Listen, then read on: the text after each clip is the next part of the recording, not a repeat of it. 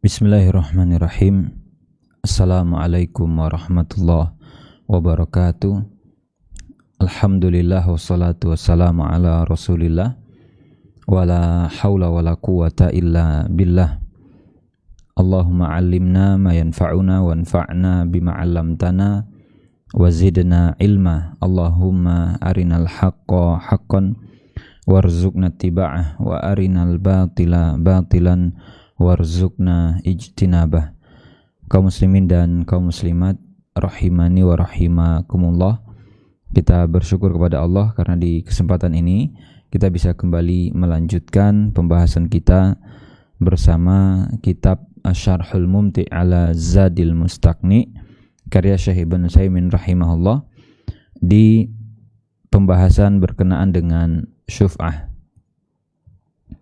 Dan ada satu pertanyaan yang mengganjal barangkali ketika rekan kongsi itu diperkenankan oleh syariat untuk menarik dan mengambil porsi milik rekannya secara paksa sebenarnya. Maka di sini Syekh membawakan pembahasan kaifa yu'khadhu minhu qahran. Gimana ceritanya kok si rekan ini bisa mengambil dari si rekan satunya atau dari pihak lain secara paksa. Bukankah ini termasuk gitu ya? Wa hal hadza illa min akli amwalin nasi bil batil. Bukankah ini adalah bentuk praktek mengambil harta orang lain dengan cara yang batil? Maka kata Syekh, ma'azallah an yakuna min aklil mali bil batil. Tentu mustahil ya kalau kita bilang bahwa hak syuf'ah atau praktek syuf'ah dalam syirkah itu memakan harta orang lain dengan cara yang batil, karena ada dukungan-dukungan dari dalil yang menunjukkan bahwa hal itu diizinkan. Li'anna akhza al-mal bil batil an ya'khudahu al-insanu bi ghairi haqqin. Sehingga batasan disebut mengambil harta orang lain dengan cara yang batil. Itu artinya seseorang menarik, seseorang mengambil itu bi ghairi haqqin, tanpa hak. Dia tidak memiliki alasan yang dibenarkan oleh syariat. Sedangkan dalam pembahasan syuf'ah, wa hadza akhadahu bi haqqin ja'alahu asyari'. Orang ketika mengambil atau menarik paksa hak milik rekannya menggunakan fasilitas syuf'ah, itu mendapatkan izin dari syariat. Ja'alahu syari' lahu. Maka kembali kita ingatkan bahwa dalam praktek syuf'ah itu biasanya ada 3 pihak yang terlibat, di mana rekan kongsinya adalah misalkan A dan B, sehingga B punya porsi saham, A punya porsi saham, lalu salah satu melepas, misalnya si B yang melepaskan sahamnya, porsinya kepada si C. Nah, si A itu boleh mengambil, menarik dari si C saham milik si B. Anggap misalnya mereka punya 50-50. 50 punya si A dan 50 punya si B. Lalu si B melepaskan 50 dia ke si C. Maka ini bisa ditarik secara paksa oleh si A, sehingga yang berhak atau yang memiliki 50 sahamnya si B tadi itu adalah si A, bukan si C. Walaupun awalnya sama si B sudah dilepas ke si C.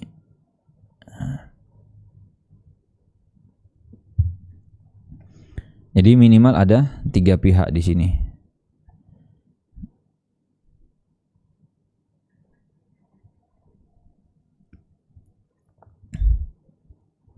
Dan kenapa si A kok bisa melakukan itu?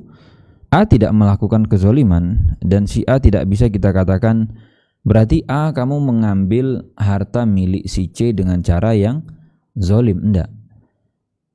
Kalau dibilang tadi memakan harta orang lain dengan cara batil, itu si A mengambil 50%. yang dimiliki oleh si C dari si B itu dengan cara yang batil. Di sini kan tidak. Ini berpindah dari B kepada si C tanpa izin si A, tanpa konfirmasi si A, maka A punya hak untuk tarik itu dengan jalur yang namanya syuf'ah tadi.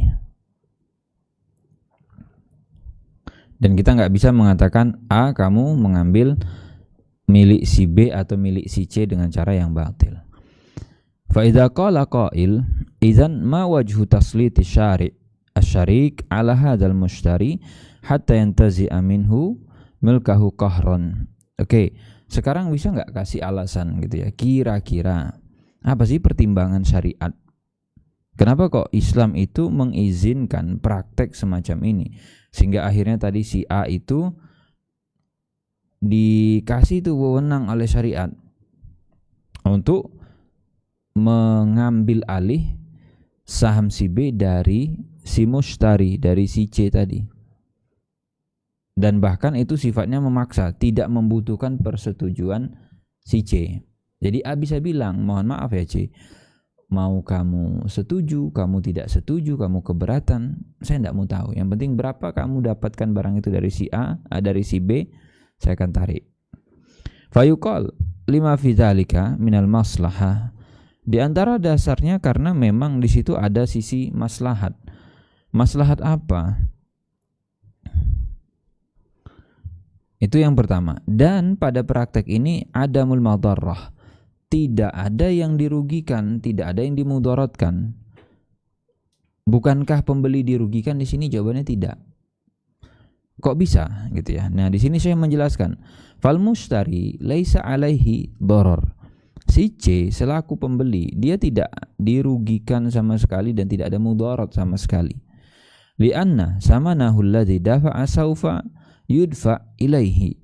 Karena berapapun uang yang sudah dikeluarkan oleh si C kepada si B itu akan dibayarkan kembali kepada si C oleh si A tadi. Berarti walaqdir annahu lam yashtari. Simpelnya kita anggap saja si C gak beli apa-apa. Karena uang dia tadi dilepas untuk mendapatkan saham si B, akhirnya uang itu dibalikkan lagi dan sahamnya ditarik oleh si A. Ya udah, C anggap saja nih kamu gak beli apa-apa gitu. Seolah-olah kamu tidak melakukan transaksi apapun. Wa amman tifa'ud darar alladhi yahsul bisyuf'ah fali anna hadha asy-syarik qad yakunu syarikan syarikah muttabi'an li syarikihi yahujuhu ilan niza' wal khusumah da'iman. Sedangkan alasan lain kenapa praktek syuf'ah ini diizinkan karena menghilangkan ad-darar, intifa'ud darar yang itu difasilitasi oleh syariat menggunakan syuf'ah. Karena kita nggak tahu, kita itu kongsi bisnis, kita itu menjalankan usaha bersama, itu sifatnya cocok-cocokan. Bukan berarti si C lantas si C itu tidak bagus, belum tentu. Bisa aja si C itu pengusaha, bisa aja si C itu orang yang bertindak secara terstruktur. Intinya secara umum si C bagus, tapi A merasa tidak cocok kalau dia harus dengan si C. Mungkin ada pertimbangan lain, tapi intinya saya nggak cocok kalau saya berpartner dengan si C, nggak nyaman. Belum tentu si C jahat, apalagi kalau si C itu terkenal orang yang gerasa gerusu misalnya, atau ketika menjalankan atau ketika membuat keputusan tidak berdasarkan pertimbangan data dan nggak nyaman, itu menimbulkan apa nanti? Ini akan menimbulkan an-niza' wal khusumah, keributan, konflik, gak ada habisnya. Faja'ala syari' li syarik an yadfa' ma yakhsha min dararihi bisyuf'ah. Maka syariat memberikan fasilitas. Anda sebagai A, Anda punya prioritas, Anda punya hak untuk apa? Untuk tarik itu silakan akuisisi saja saham si B tadi. Kalau memang Anda ngerasa tidak nyaman berkongsi dengan si C. Fa idza qala qail idza kanat hadhihi hiyal illah wa qaddara anna asy-syarik ba'a ala rajulin ahsan minhu syirkatan fahal taskutuna syuf'ah.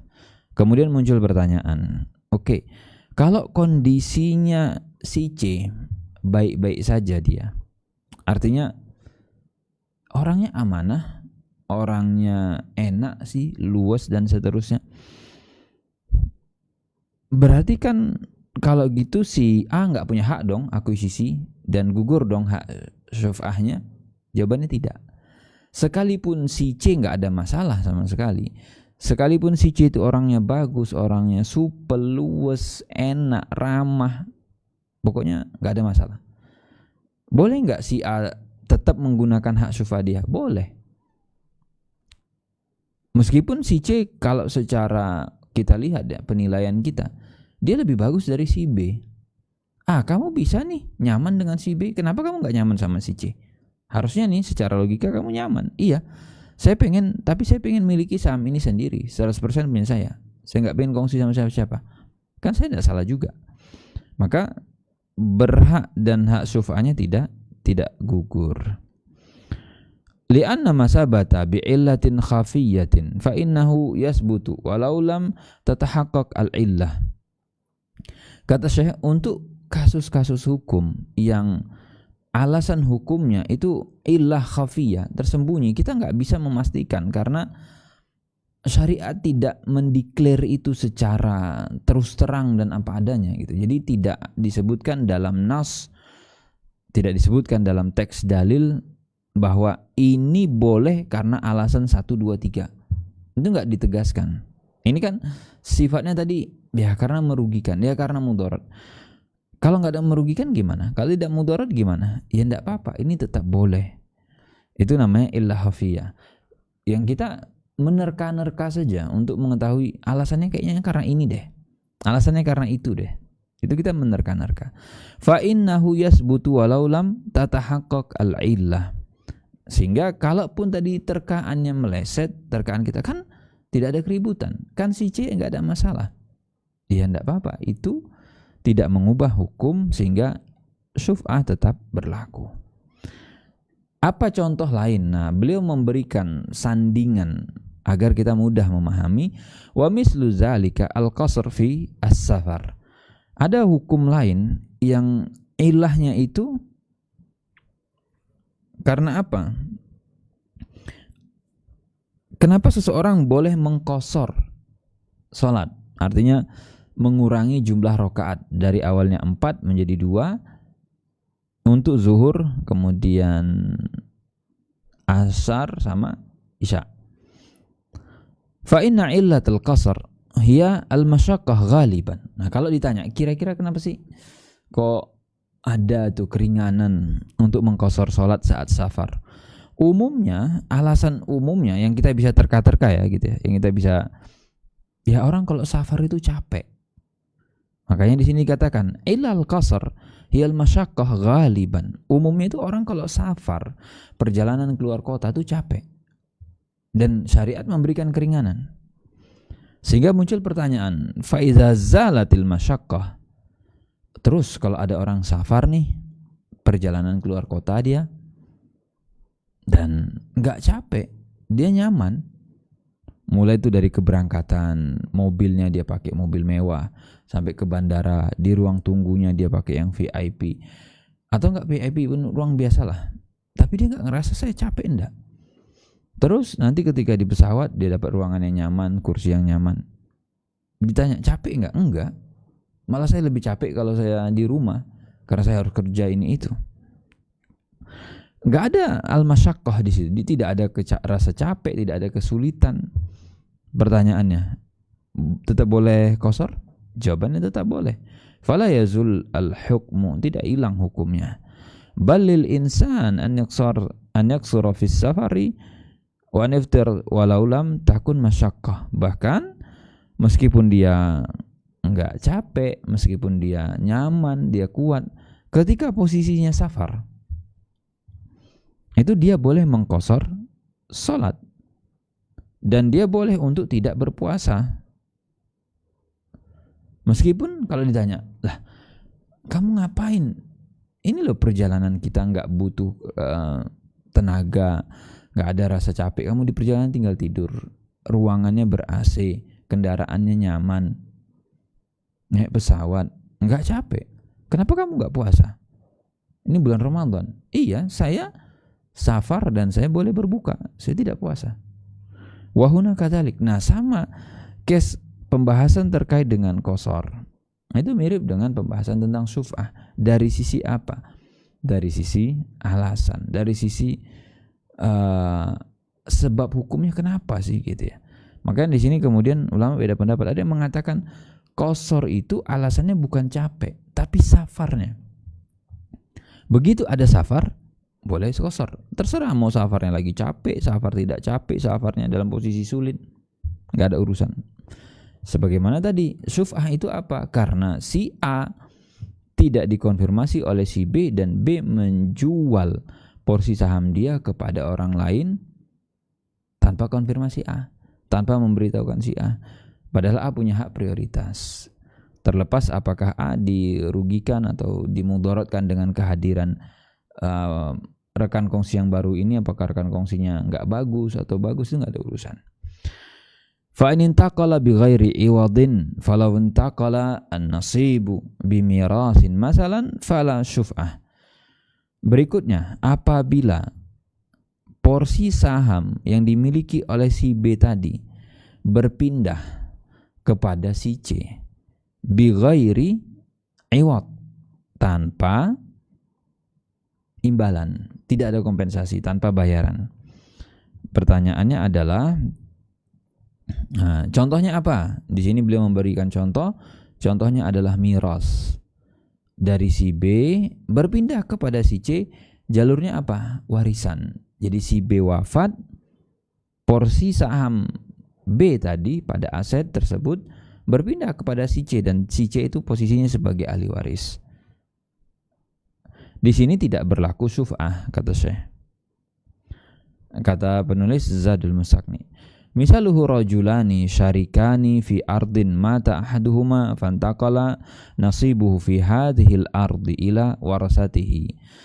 Sebagai contoh tadi ada dua orang memiliki harta dan kongsi mereka di situ, lalu si B wafat, berpindah kepemilikannya kepada ahli warisnya melalui jalur warisan. Fahal li syarik, apakah si A yang menjadi rekan kongsinya si B itu punya hak untuk menarik paksa saham 50% punya si B tadi dari ahli waris? Al-jawab la, tidak.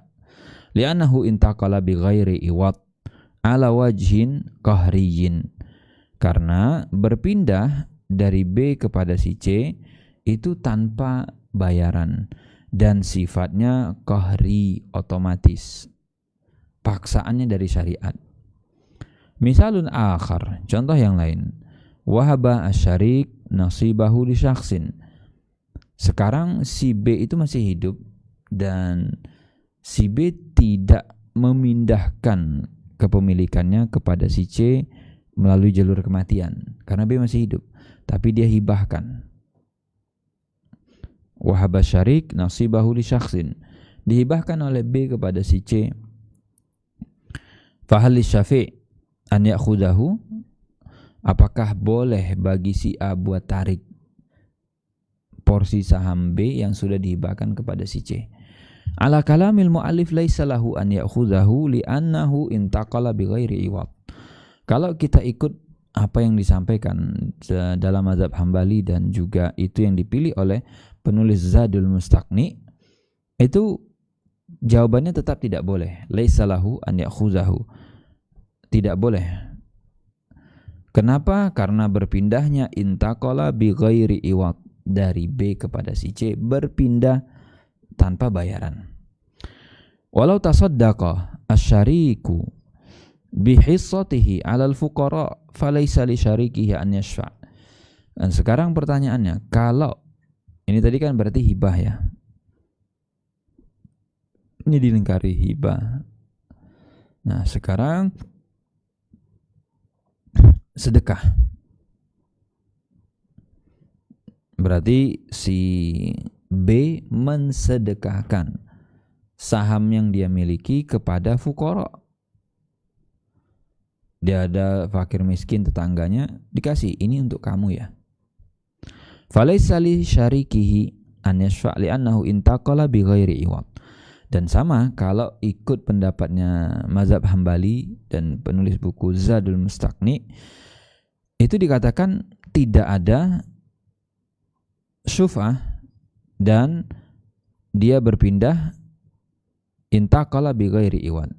Wa kadzalika law awqafahu 'alal fuqara'i falaysa lahu an ya'khudahu.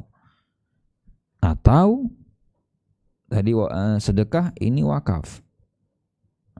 Awqafahu, diwakafin kepada fakir miskin, juga sama tidak punya hak untuk laisa lahu an ya'khudahu bisyuf'ah. Li'annahu intaqala bi ghairi iwad. Sama argumennya, karena berpindahnya dari B ke C itu bi ghairi iwad, tidak ada bayaran. Amma law ja'alahu ujratan. Nah, sekarang berpindah kepada si C itu karena si B memberikannya sebagai ujrah, sebagai gaji, sebagai upah. B mempekerjakan si C atau B menggunakan jasa si C.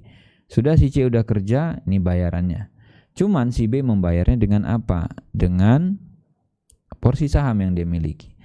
Bi ankana asyariku alaihi ujurun katsira faqala liman lahul ujrah ana u'tika nasibi min hadhil ardi faqabila fahal lisyafi'i an yashfa'.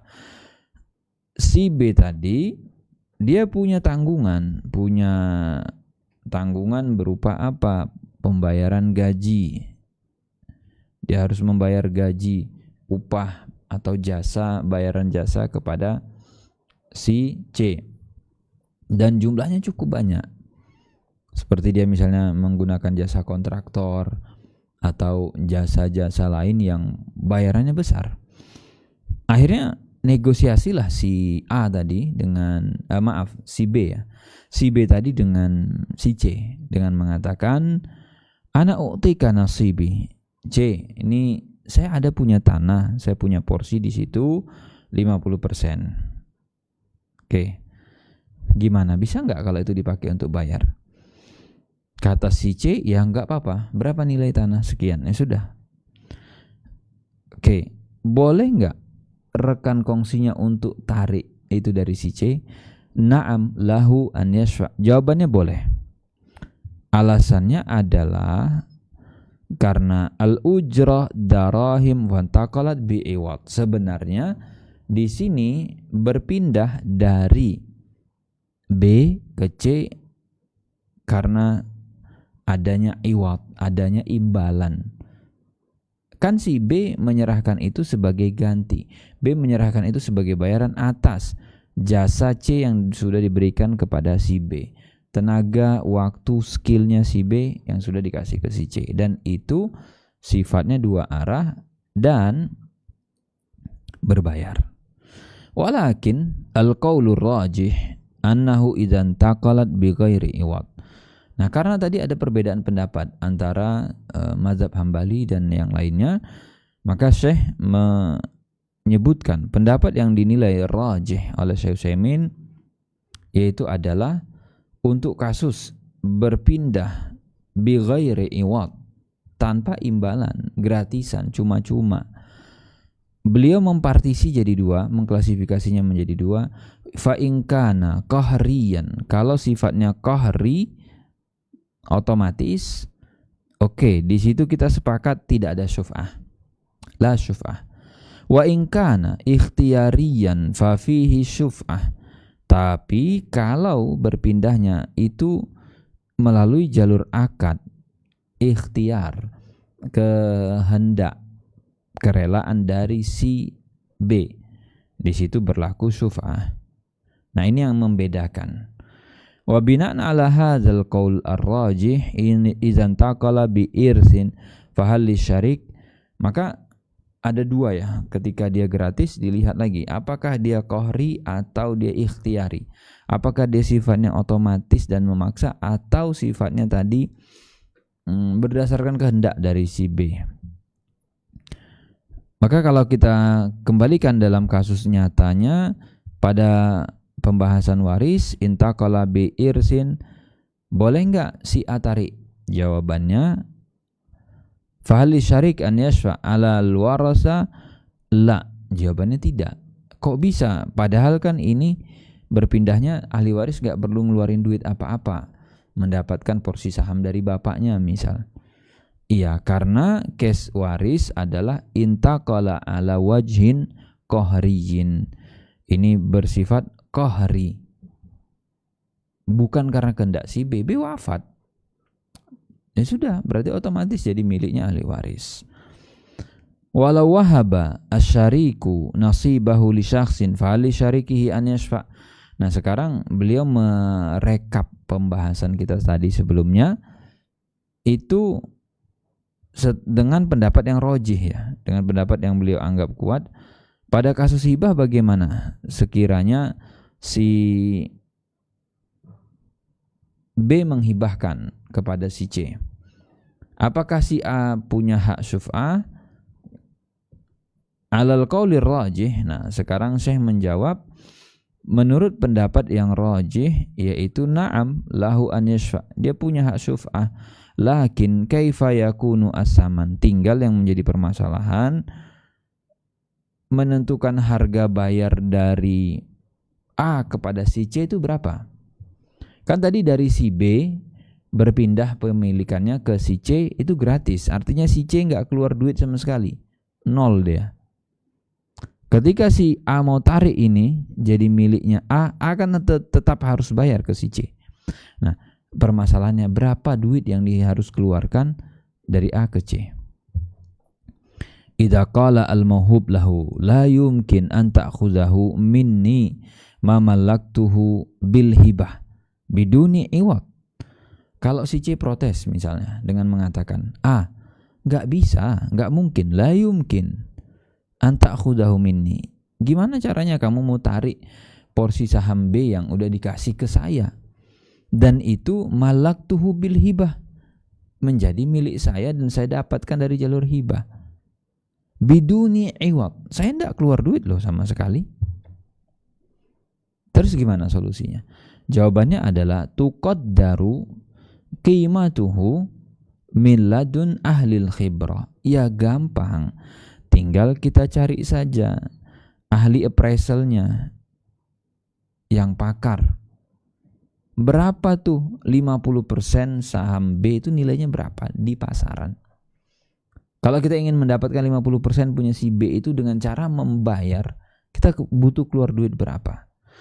Fa idza qalu qimatuhu kadza qulna li syarik. Nanti kan muncul, untuk porsi saham B yang 50% dari tanah, dan posisi tanah itu di sini, lokasinya begini, luasnya ini, kondisi tanahnya itu per meter sekian. Berarti kan total berapa meter? B punya 50% dari total, kan ketahuan harganya. Fa idza qalu qimatuhu kadza qulna li syarik, kita tinggal bilang kepada si A, in akhadtahu bihadhil qimah falakal haqqu wa ila fala haqqalak. A, kalau kamu mau tarik 50% saham B yang sudah dihibahkan ke si C tanpa konfirmasi izin kamu, maka ini harganya sekian. Ini harga pasar. Kalau kamu mau bayar sekian. Kalau kamu nggak mau, ya sudah. Itu tetap menjadi milik si C dan dia berkongsi dengan kamu. Karena kita sudah kasih fasilitas buat kamu untuk klaim dan kamu tidak mau. Wa qawluhu fa in intaqala muqtada asyak an yaqul fa in intaqalat. Nah, di sini beliau membahas kata kerja ya. Apakah dia untuk muzakkar atau muannas? Di sini disebutkan intaqala, tapi sebenarnya ini sambungan dari kata sebelumnya intaza'a hissah. Berarti hissah di situ Seharusnya intaqalat. Ya, tapi itu komentar beliau terkait dengan penggunaan kata. Aukana iwaduhu sadaqan. Nah, sekarang geser ke kasus lain, dari si B berpindah ke si C, jalurnya adalah sodak sebagai mahar. B punya nih 50% pada tanah, terus dia nikah, dijadikan sebagai mahar. Yakni anna syarika asdaqa nasibahu zaujahu fahuna al-iwadu ghairu maliin. Di sini berarti kalau ditanya ada nggak kompensasi yang diterima oleh si B, ada, tapi bentuknya bukan berupa harta. Nggak ada harta. Si C ngasih apa? Istri itu ngasih apa ketika kita nikahin? Nggak ada, bukan harta kan yang dikasih gitu ya. Wal ibara fiha syai' min ar-rakakah. Nah, beliau juga di sini menyinggung pengguna susunan kata gitu ya. Dan maksudnya dari ungkapan tadi itu adalah wa in kana iwaduhu. Jadi beliau semacam memparafrasa yang lebih enak tuh kira-kira gimana? Wa in kana iwaduhu ghairu maliyin bi anju ila sadaqan. Jadi kalau iwadnya ghairu mali, imbalan, kompensasi yang diterima oleh si B itu bukan berupa harta. Contohnya apa? Ketika itu dijadikan sebagai mahar. Yakni anna syarika asdaqa imra'atahu nasibahu minal musyarek falaysa li syarikihi an yashfa. Kalau versi mazhab Hambali tadi tidak. Berarti nggak bisa kalau B sudah jadikan itu sebagai mahar. Nggak bisa A kemudian datang ke si C yang menjadi istrinya B tadi dengan mengatakan, saya mau tarik itu 50% sahamnya si B. Kenapa? Li'anna hadza asy-syarik i'tada an hissatihi farjan kama qala Nabi sallallahu alaihi wasallam. Dan di sini kan 50% ataupun saham si B tadi dikasih ke si C itu sebagai apa? Syarat sah pernikahan sehingga halal terjadinya hubungan antara C dengan si B. Dan Nabi mengatakan lahal mahru, si istri tadi, perempuan tadi berhak mendapatkan mahar bimastahalla bihi min farjiha.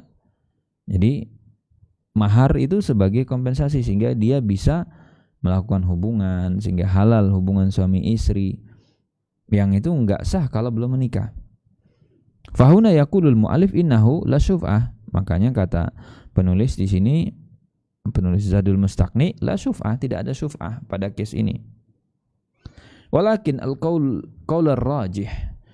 Nah, cuman kata Syekh Utsaimin, wallahu alam ya, yang lebih rajih katanya di sini yaitu adalah tetap berlaku syuf'ah. A tetap bisa tuntut, A tetap bisa klaim bahwa dia tidak terima kalau B jadikan itu ke miliknya si C melalui jalur mahar. Wa hina idzin bimadza ya'khudhuhu asy-syariku al-musyafi' li'anna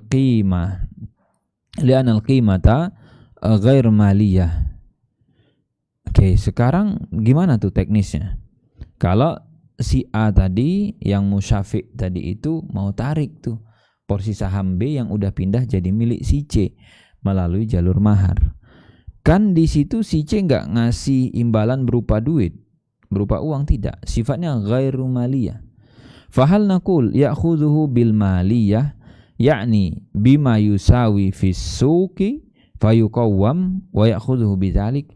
Pilihan pertama, apakah si A membayar kepada si C itu dengan sesuatu yang acuannya adalah harga pasar. Kira-kira kita pakai harga pasar nggak? Ini berapa tuh punya si B di pasaran? Dah kita kasih itu ke si C. Atau pilihan yang kedua, ya'khudhuhu bimisli mahril mar'ah. Jadi yang diperhitungkan bukan harga sahamnya si B, tapi berapa mahar misal, mahar wajar atau mahar umum pasaran untuk si C yang merupakan istri B tadi. Karena kan mungkin ada gap, ada selisih itu antara dua standar ini. Bimisli mahri al-mar'ah. Ada dua kan acuannya di situ. Li'anna hadza ju'ila mahran. Kenapa dimunculkan pertimbangan yang kedua? Karena memang itu dijadikan mahar oleh si B untuk menikahi C. Fihi qaulan. Dan di sini ulama berbeda pendapat, khilaf. Wasahih annahu ya'khuzahu biqimatihi. Tapi yang dipilih oleh Syekh Utsaimin yaitu biqimah. B tarik itu dari si C, maaf. A tarik itu dari si C dan A bayar. Berapa harganya? Cek barang ini atau sahamnya si B itu di pasar berapa nilainya. Sekian, ya sudah kasih ke si C. Bima'na an yuqawwam wa yu'khadh biqimatihi sa'an zada ala misli mahril mar'ah au naqasa au sawa. Nah, nanti kan kemungkinannya kalau kita menggunakan acuan harga pasar, jika itu dibandingkan dengan mahar, bisa saja dia itu lebih tinggi dari harga mahar si C, atau bisa jadi lebih rendah dari maharnya si C, atau bisa jadi sama. Tapi acuan yang dipakai berapa harga pasar dari sahamnya si B tadi. Au khul'an. Oke, sekarang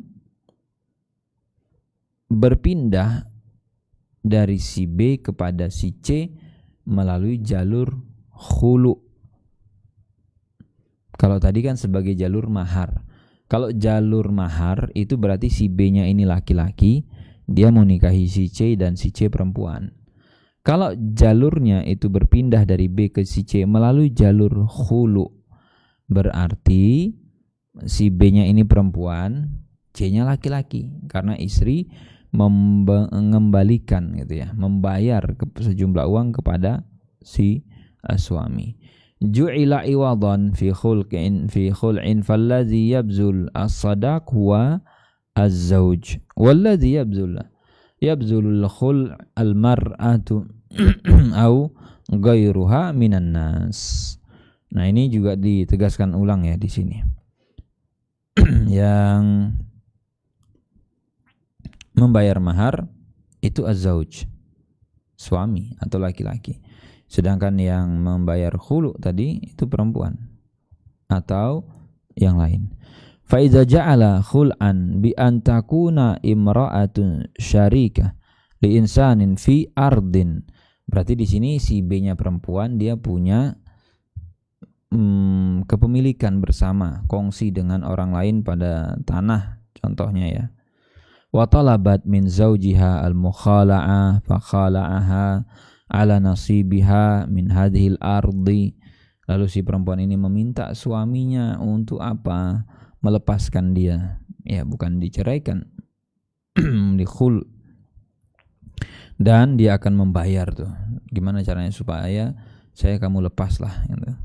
Dan kadang ada suami-suami itu yang zolim ya. Dia nggak mau, saya nggak mau ngelepasin kamu, nggak akan kalau kamu nggak bayar saya gitu kan. Sehingga di sini yang perempuan tadi, ya udahlah ini kamu saya bayar deh. Dengan apa? Dengan porsi saham saya 50% pada tanah ini. Fa'iwaldu nasibi al-an ghairu maliyin wa huwa fida'uha. Dan di sini kalau dilihat kompensasi ataupun imbalan yang didapatkan oleh si B itu kan bukan berupa harta, tapi berupa fida, tebusan. Dia menebus kepada suaminya supaya dia dilepas. Wa hadza az-zawj, mana tadi? Min hadza az-zawji wa firaquha iyyah, agar dia itu dipisahkan. Berarti ini bentuknya bukan harta. Falaysa li syariki an yashfa' li anna hadza an-nasiba aw hadhihi al-hissah intaqalat bi ghairi iwadin maliyin. Jadi di sini berpindahnya intaqalat bi ghairi iwad mali, tanpa ada imbalan yang berupa harta. Wal qa'idah indana annahu la budda an yakuna intaqala bi iwadin maliyyin wa hadza aidan fihi khilaf. Dan kalau pakai kaidah yang disampaikan tadi oleh penulis Zadul Mustaqni, yaitu imbalannya harus berupa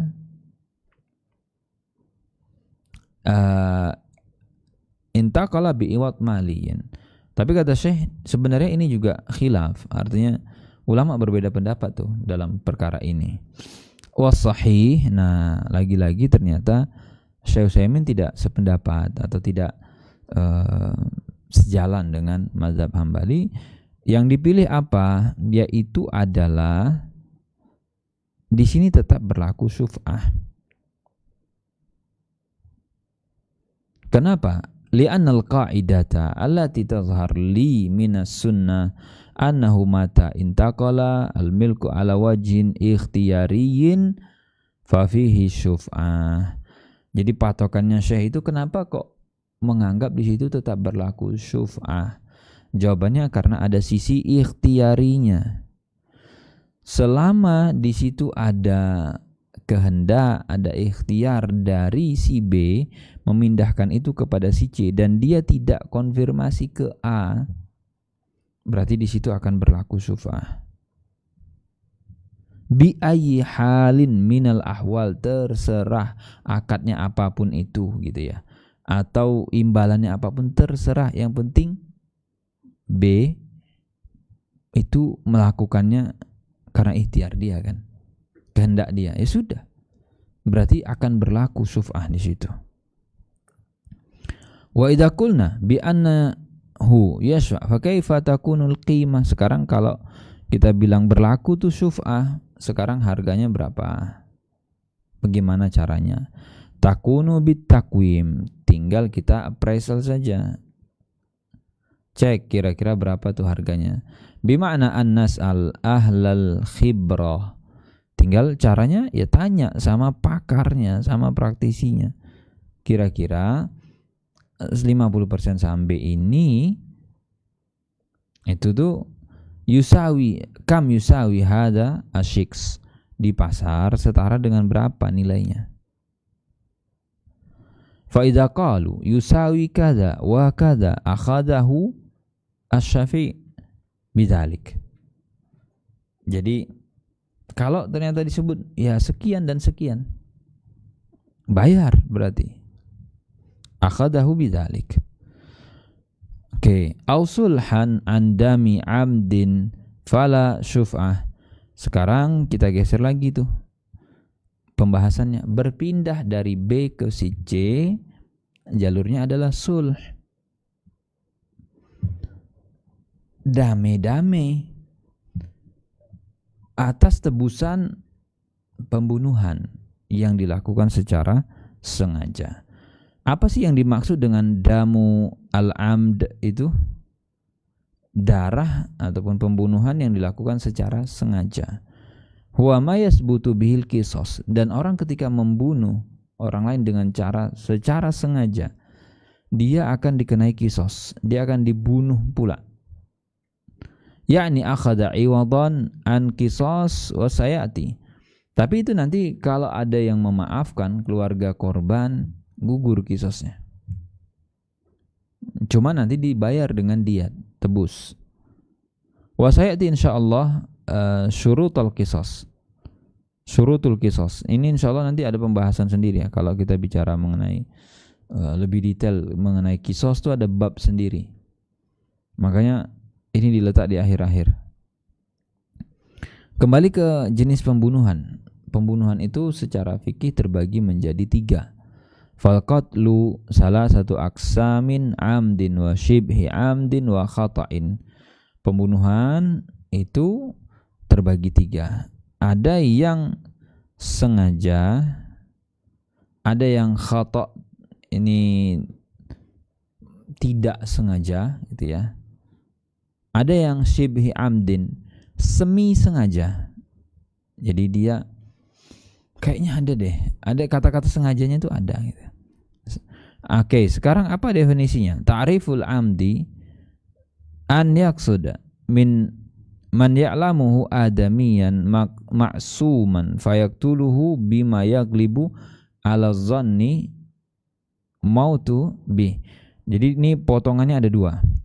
Pertama ada niatnya dan dia menggunakan sesuatu yang yaglib ala zon, diduga kuat orang itu akan mati kalau dilakukan ini. Sedangkan yang semi sengaja,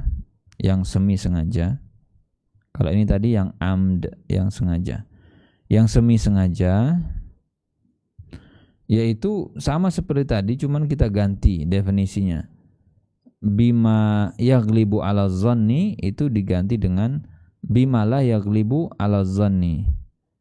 Jadi dia melakukannya dengan alat, dengan benda yang diduga itu tidak sampai mematikan, tidak sampai membunuh. Jadi bima la yaglibu ala zan mautuh bih, atau bima yaglibu ala zan anahu lan yamuta bih. Jadi diduga ini harusnya nggak ninggal gitu kan. Nah contohnya bagaimana? Untuk membedakan antara yang sengaja dengan yang semi sengaja. Kalau yang sengaja ini, rajulun daraba syakhsan ala ra'sihi bisatur. Seseorang mengayunkan ke kepala orang lain golok. Apa yang diayunkan? Golok. Ini loh, kamu pegang pedang, kamu pegang parang, kamu hantamkan ke kepala orang. Pertama ya, kamu sengaja kan menghantamkan, itu satu, itu sengaja. Alat yang dipakai apa? Parang. Kira-kira kalau kepala orang dipukul pakai parang, ninggal nggak dia? Ninggal. Bisa nggak orang dipukul parang nggak ninggal? Bisa, tapi dugaan kuat kalau parang ini ditebaskan, dipukulkan, bocor kepalanya. Nah kalau yang seperti itu namanya amdun, sengaja dia. Ada lagi darabahu bil asa saghirah, dia dipukul pakai tongkat yang kecil lalu ninggal. Ini shibhu amdin, semi sengaja. Seminya dari mana? Sengajanya dari mana? Sengaja mukul. Kamu sadar kan kamu mukul dia itu kan? Sengaja nggak? Iya, mukulnya sengaja. Tapi dibilang semi karena dia memukul dengan sesuatu, dengan benda yang biasanya kalau dipukul pakai ini nggak mati gitu, nggak ninggal orangnya. Tapi kok pas nelalanya dipukul ninggal, itu semi sengaja. Faqasadul jinayah hasilun fil amdi wa shibhi. Maka kalau ditanya, ada nggak kesengajaan memukul? Ada, baik di posisi sengaja atau tidak. Cuman bedanya tadi al-alah, media yang dipakai. Pada yang sengaja itu memang menggunakan alat yang biasanya mematikan. Oke, sedangkan yang semi sengaja alatnya tidak mematikan biasanya. Wal qadlul khata laisa fihi qasdun. Nah, kalau yang jenis ketiga ini pembunuhannya khata, salah dia, tidak sengaja. Kalau yang seperti ini maksudnya gimana? Dia melakukan apa yang dia boleh lakukan, cuman meleset, salah. Contoh, mislu an yarmi saidan fayaqa'us saham ala insan. Jadi dia lagi berburu, yang dia sasar apa? Hewan buruan. Dia mau tembak tuh hewan buruan, ternyata salah, kena orang. Ini khata. Kita nggak tahu kan, pas kita lagi ini tiba-tiba ada orang lewat atau tiba-tiba kena orang, itu khata. Jadi nanti kan bisa di ini ya, ini urusannya pengadilan nanti sebenarnya. Perkaranya di pengadilan akan diinterogasi ulang, dicek kronologinya bagaimana. akan ketahuan kamu tuh sengaja, semi sengaja atau gitu ya. Tadi tidak sengaja sama sekali. Dan yang berkenaan dengan kisos itu adalah al-qatlu al-amdi. Ini yujibu al-kisos. Washibul amdi wal khata' yujibu diyah. Sedangkan yang semi sengaja dan yang khata' itu kewajibannya membayar diyat. Yang berkenaan dengan pembahasan itu terjadi sulh ketika damai nego keluarga korban dengan si pembunuhnya. Jadi misalkan si keluarga korban mengatakan, ini sudahlah, kamu kita maafkan, kamu gak akan kita kisos, tapi kamu harus bayar sekian, tebus. Atau yang nego adalah si pembunuhnya, minta tolonglah Pak, tolong Pak, jangan sampai saya dibunuh. Berapa Bapak minta bayar? Biar saya bayar. Tolonglah, jangan saya dikisos. Nah, orang itu mulai nyesal tuh ketika itu. Tahu nyawanya udah tinggal ditebas aja lagi sama algojo. Nah, itu baru dia nego. Intinya kalau deal, dimaafkan dia dengan bayar sekian misalnya, dan dia menyerahkan dalam bentuk tanah, pertanyaannya ada nggak tadi itu hak syuf'ah bagi si A, rekan kongsinya B tadi? Kalau kata penulis Zadul Mustaqni nggak ada, karena berpindahnya bi ghairi maliyin iwatnya. Tapi menurut pendapat yang rajih, kata Syekh Utsaimin, itu adalah tetap berlaku fi syuf'ah, dan tinggal lihat nanti nilai pasarnya berapa.